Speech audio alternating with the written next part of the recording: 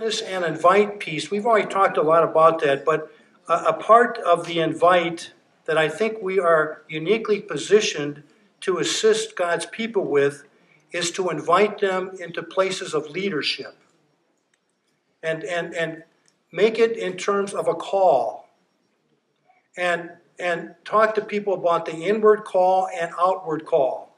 The inward call, urging and feeling that God is urging us to do something, and the outward call by people saying to the person, I think you would be a good Sunday school teacher, I think you'd be a good congregational council member. Invite them into leadership in terms of a call and have them pray about the inward and outward call. That's transformational for people, and I think it's the right attitude for Lutherans in terms of our vocation. Study Scripture is hard for rostered leaders sometimes because we use it for our job. So we don't even say what the text means to us. They said, what am I going to say to these people? And I think that's an occupational hazard, pastors. It is for me.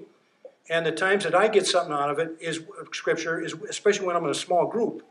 And people are saying, this is what this means in my walk. But boy, when I sit down with that Scripture to try to figure out what I'm going to do on Sunday or on Wednesday or whatever it is, it's work. It doesn't feed me. So it's dangerous for us. The mentor piece is, I hope we all have a mentor. We need it. We're not smart enough not to consult with wise people.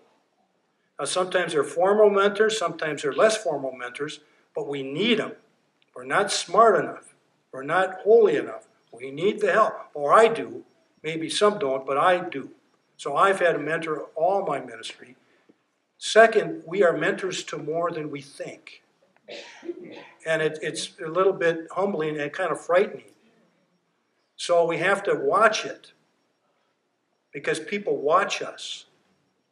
And if the mentor sometimes does something, then the people say, oh, well, it must be all right to be dishonest. Or, well, so we have to be careful because all the rostered people in here and probably all the spouses are mentors.